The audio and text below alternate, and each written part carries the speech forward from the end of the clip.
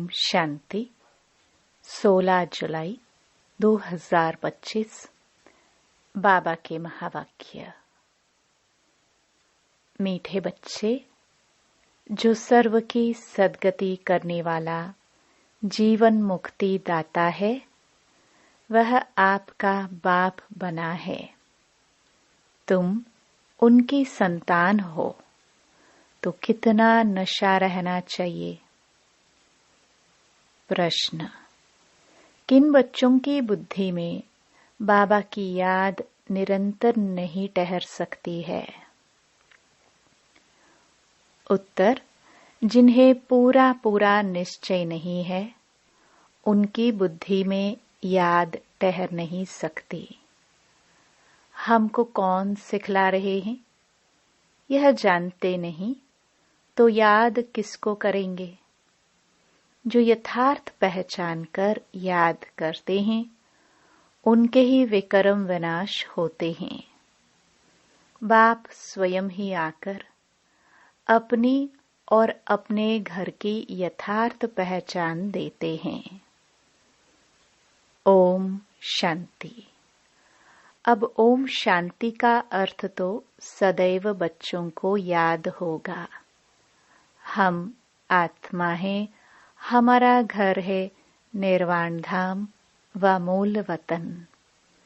बाकी भक्ति मार्ग में मनुष्य जो भी पुरुषार्थ करते हैं, उनको पता नहीं कहाँ जाना है, सुख किसमें है, दुख किसमें है, कुछ भी पता नहीं। यज्ञ, तप, दान, पुण्य, तीर्थ आदि करते सीढ़ी नीचे उतरते ही आते हैं। अभी तुमको ज्ञान मिला है तो भक्ति बंद हो जाती है। घंटे, घड़ियाल आदि वह वातावरण सब बंद। नई दुनिया और पुरानी दुनिया में फर्क तो है ना। नई दुनिया है पावन दुनिया। तुम बच्चों की बुद्धि में है सुख धाम। सुख धाम को स्वर्ग, दुख धाम को नरक कहा जाता है। मनुष्य शांति चाहते हैं, परंतु वहां कोई भी जा नहीं सकते। बाप कहते हैं, मैं जब तक यहाँ भारत में न आऊं, तब तक मेरे सिवाय तुम बच्चे जा नहीं सकते। भारत में ही शिव जयंती गाई जाती है। निराकार जरूर साकार में आएगा ना। शरीर बिगर आत्मा कुछ कर सकती है क्या? शरीर बिगर तो आत्मा भटकती रहती है, दूसरे तन में भी प्रवेश कर लेती है। कोई अच्छे होते हैं, कोई चंचल होते हैं, एकदम तवाई बना लेती है। आत्मा को शरीर जरूर चाहिए। वैसे ही परमपिता परमात्मा को भी शरीर न हो तो भारत में क्या करेंगे। भारत ही अविनाशी खंड है। सतयुग में एक ही भारत खंड है और सब खंड विनाश हो जाते हैं। गाते हैं, आदि सनातन देवी देवता धर्म था। यह लोग फिर आदि सनातन हिंदू धर्म कह देते हैं। वास्तव में शुरू में कोई हिंदू नहीं, देवी देवताए थे। यूरोप में रहने वाले अपने को क्रिश्चियन कहते हैं। यूरोपियन धर्म थोड़े ही कहेंगे। यह हिंदुस्तान में रहने वाले हिंदू धर्म कह देते। जो दैवी धर्म श्रेष्ठ थे, वही 84 जन्मों में आते धर्म भ्रष्ट बन गए हैं। देवता धर्म के जो होंगे, वही यहाँ आएंगे। अगर निश्चय नहीं तो समझो इस धर्म के नहीं हैं।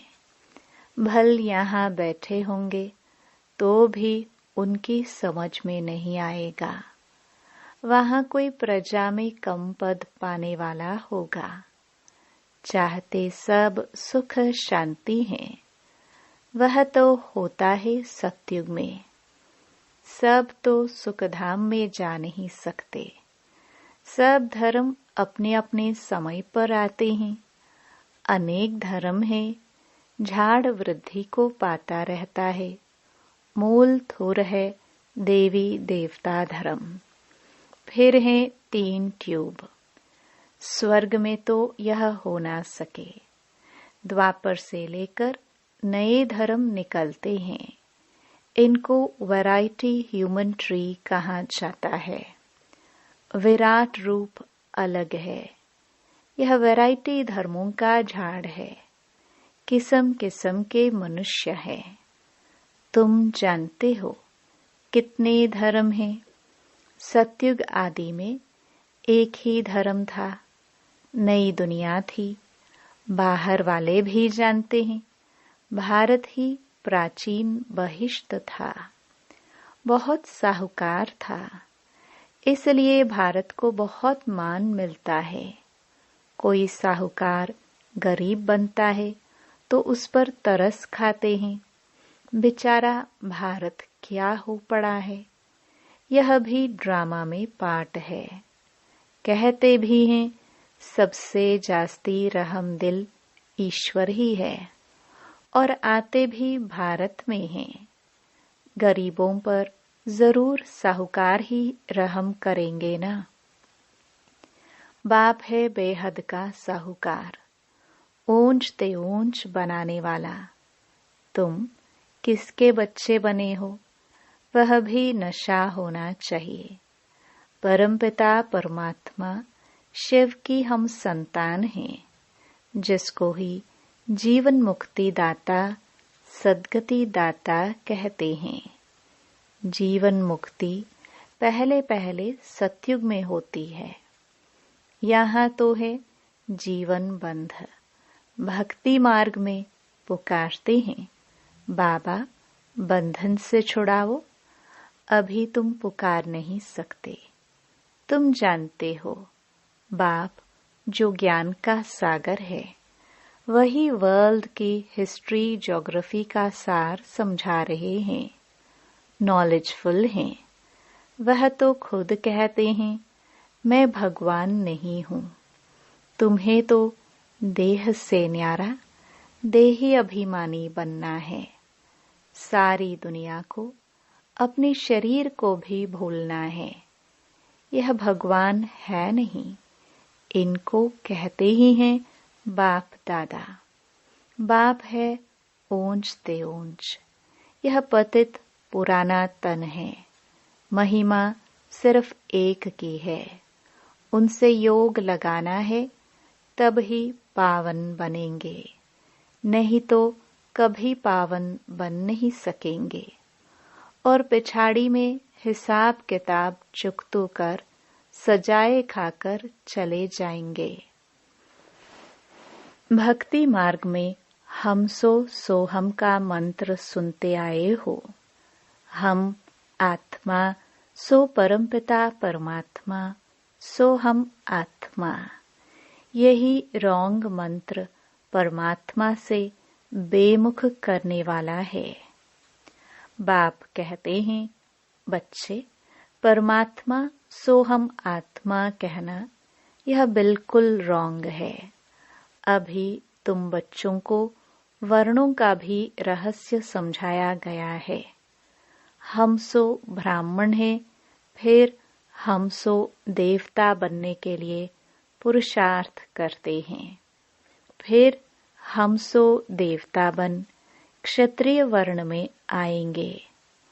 और कोई को थोड़े ही पता है हम कैसे 84 जन्म लेते हैं, किस कुल में लेते हैं। तुम अभी समझते हो हम ब्राह्मण हैं। बाबा तो ब्राह्मण नहीं है। तुम ही इन वर्णों में आते हो। अब ब्राह्मण धर्म में एडॉप्ट किया है। शिव बाबा द्वारा प्रजापिता ब्रह्मा की संतान बने हो। यह भी जानते हो निराकारी आत्माएं असली ईश्वरीय कुल की हैं। निराकारी दुनिया में रहने वाली हैं। फिर साकारी दुनिया में आती हैं। पाट बजाने आना पड़ता है। वहां से आए, फिर हमने देवता कुल में 8 जन्म लिए। फिर हम क्षत्रिय कुल में, वैश्य कुल में जाते हैं। बाप समझाते हैं, तुमने इतने जन्म दैवी कुल में लिए, फिर इतने जन्म क्षत्रिय कुल में लिए। 84 जन्मों का चक्र है। तुम्हारे बिगर यह ज्ञान और कोई को मिल ना सके। जो इस धर्म के होंगे वही यहाँ आएंगे। राजधानी स्थापन हो रही है। कोई राजा रानी, कोई प्रजा बनेंगे। Suryavanshi Lakshmi Narayan the first, second, third 8 गद्दी चलती हैं। फिर क्षत्रिय धर्म में भी फर्स्ट, सेकंड, थर्ड ऐसे चलता है। ये सब बातें बाप समझाते हैं। ज्ञान का सागर जब आते हैं तो भक्ति खलास हो जाती है। रात खत्म हो, दिन होता है। वहां किसी भी प्रकार के धक्के नहीं होते। आराम ही आराम है, कोई हंगामा नहीं। यह भी ड्रामा बना हुआ है। भक्ति कल्ट में ही बाप आते हैं। सबको वापस जरूर जाना है। फिर नंबरवार उतरते हैं। क्राइस्ट आएंगे तो फिर उनके धर्म वाले भी आते रहेंगे। अभी देखो कितने क्रिश्चियन हैं। क्राइस्ट हो गया क्रिश्चियन धर्म का बीज। इस देवी देवता धर्म का बीज है परमपिता परमात्मा शिव। तुम्हारा धर्म स्थापन करते हैं परमपिता परमात्मा। तुमको ब्राह्मण धर्म में किसने लाया? बाप ने अडॉप्ट किया तो उनसे छोटा ब्राह्मण धर्म हुआ। ब्राह्मणों की चोटी गाई जाती है। यह है निशानी छोटी। फिर नीचे आओ तो शरीर बढ़ता जाता है। ये सब बातें बाप ही बैठ समझाते हैं। जो बाप कल्याणकारी है वही आकर भारत का कल्याण करते हैं। सबसे अधिक कल्याण तो तुम बच्चों का ही करते हैं। तुम क्या से क्या बन जाते हो। तुम अमरलोक के मालिक बन जाते हो। अभी ही तुम काम पर विजय पाते हो। वहां अकाले मृत्यु होती नहीं। मरने की बात नहीं। बाकी चोला तो बदलेंगे ना। जैसे सर्प एक खाल उतार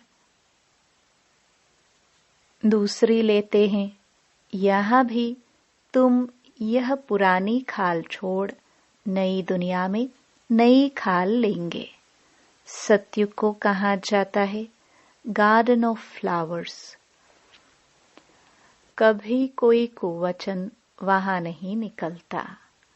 यहाँ तो है ही कुसंग, माया का संग है ना। इसलिए इनका नाम ही है रौरो नरक। जगह पुरानी होती है तो म्युनिसिपैलिटी वाले पहले से ही खाली करा देते हैं। बाप भी कहते हैं जब पुरानी दुनिया होती है तब हम आते हैं। ज्ञान से सद्गति हो जाती है। राजयोग सिखाया जाता है।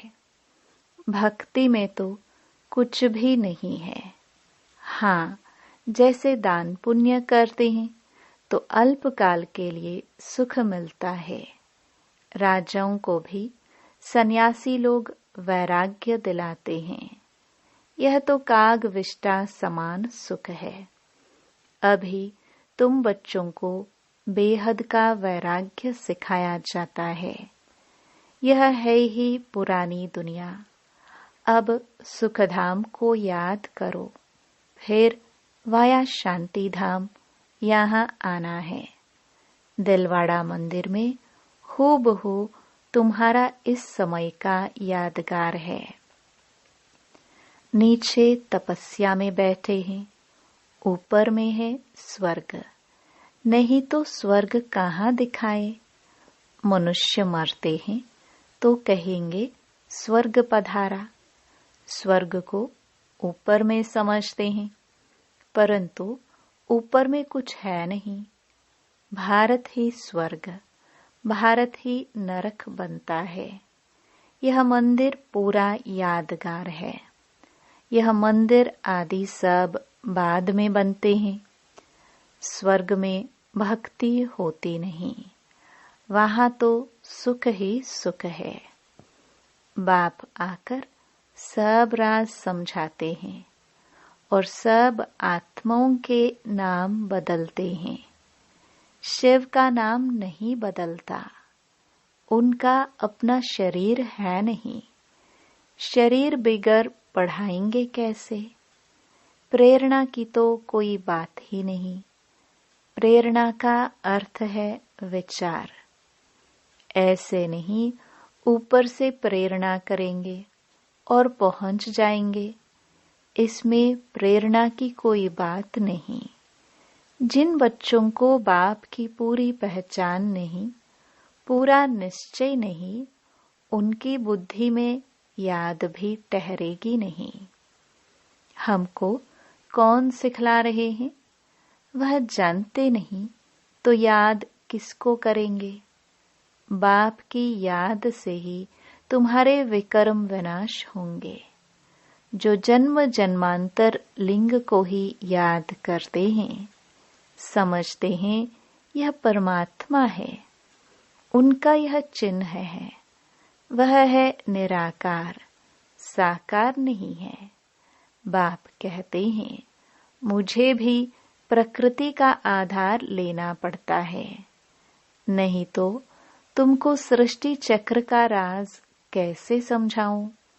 यह है रूहानी नॉलेज। रूहों को ही यह नॉलेज मिलती है। यह नॉलेज एक बाप ही दे सकते हैं। पुनर्जन्म तो लेना ही है।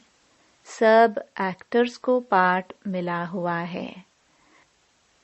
निर्वाण में कोई भी जा नहीं सकता, मोक्ष को पा नहीं सकते। जो नंबर 1 विश्व के मालिक बनते हैं, वही 84 जन्मों में आते हैं। चक्र जरूर लगाना है। मनुष्य समझते हैं मोक्ष मिलता है। कितने मतांतर हैं। वृद्धि को पाते ही रहते हैं, वापस कोई भी जाते नहीं। बाप ही 84 जन्मों की कहानी बताते हैं। तुम बच्चों को पढ़कर फिर पढ़ाना है। यह रूहानी नॉलेज तुम्हारे सिवाय और कोई दे ना सके। न शूद्र न देवताए दे सकते हैं। सतयुग में दुर्गति होती नहीं जो नॉलेज मिले। यह नॉलेज है ही सदगति के लिए। सदगति दाता, लिबरेटर, गाइड एक ही है। सिवाय याद की यात्रा के कोई भी पवित्र बन न सके। सजाए जरूर खानी पड़ेगी, पद भी भ्रष्ट हो जाएगा। सबका हिसाब किताब चुकतू तो होना है ना। तुमको तुम्हारा ही बात समझाते हैं और धर्मों में जाने की क्या पड़ी है। भारतवासियों को ही यह नॉलेज मिलती है। बाप भी भारत में ही आकर 3 धर्म स्थापन करते हैं। अभी तुमको शूद्र धर्म से निकाल ऊंच कुल में ले जाते हैं। वह है नीच पतित कुल। अब पावन बनाने के लिए तुम ब्राह्मण निमित्त बनते हो। इनको रुद्र ज्ञान यज्ञ कहा जाता है। रुद्र शिव बाबा ने यज्ञ रचा है। इस बेहद के यज्ञ में सारी पुरानी दुनिया की आहुति पड़नी है। फिर नई दुनिया स्थापन हो जाएगी। पुरानी दुनिया खत्म होनी है। तुम यह नॉलेज लेते ही हो नई दुनिया के लिए। देवताओं की परछाई पुरानी दुनिया में नहीं पड़ती। तुम बच्चे जानते हो कि कल्प पहले जो आए होंगे वही आकर यह नॉलेज लेंगे। नंबरवार पुरुषार्थ अनुसार पढ़ाई पढ़ेंगे। मनुष्य यहाँ ही शांति चाहते हैं। अब आत्मा तो है ही शांति धाम की रहने वाली, बाकी यहाँ शांति कैसे हो सकती? इस समय तो घर घर में अशांति है। रावण राज्य है ना। सतयुग में बिल्कुल ही शांति का राज्य होता है। एक धर्म, एक भाषा होती है। अच्छा, मीठे मीठे सिखिलदे बच्चों प्रति मात पिता बाप दादा का याद प्यार और गुड मॉर्निंग। रूहानी बाप की रूहानी बच्चों को नमस्ते। धारणा के लिए मुख्य सार। पहला, इस पुरानी दुनिया से बेहद का वैरागी बन अपनी देह को भी भूल शांति धाम और सुख धाम को याद करना है। निश्चय बुद्धि बन याद की यात्रा में रहना है। दूसरा, हम सोहम के मंत्र को यथार्थ समझकर अब ब्राह्मण सो देवता बनने का पुरुषार्थ करना है। सभी को इसका यथार्थ अर्थ समझाना है। वरदान। अंतर्मुखता के अभ्यास द्वारा अलौकिक भाषा को समझने वाले सदा सफलता संपन्न भव। जितना जितना आप बच्चे अंतर्मुखी स्वीट साइलेंस स्वरूप में स्थित होते जाएंगे, उतना नयनों की भाषा, भावना की भाषा और संकल्प की भाषा को सहज समझते जाएंगे। यह 3 प्रकार की भाषा रूहानी योगी जीवन की भाषा है। यह अलौकिक भाषाएं बहुत शक्तिशाली हैं। समय प्रमाण इन तीनों भाषाओं द्वारा ही सहज सफलता प्राप्त होगी। इसलिए अब रूहानी भाषा के अभ्यासी बनो। स्लोगन। आप इतने हल्के बन जाओ जो बाप आपको अपनी पलकों पर बिठाकर साथ ले जाए। अव्यक्त इशारे।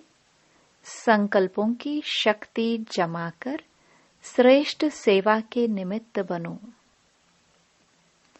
वर्तमान समय विश्व कल्याण करने का सहज साधन अपनी श्रेष्ठ संकल्प की एकाग्रता है। इससे ही सर्व आत्माओं की भटकती हुई बुद्धि को एकाग्र कर सकेंगे। विश्व की सर्व आत्माएं विशेष यही चाहना रखती हैं कि भटकी हुई बुद्धि एकाग्र हो जाए, वामन चंचलता से एकाग्र हो जाए। इसके लिए एकाग्रता अर्थात सदा एक बाप दूसरा ना कोई, इस स्मृति से एक रस स्थिति में स्थित होने का विशेष अभ्यास करो। ओम शांति।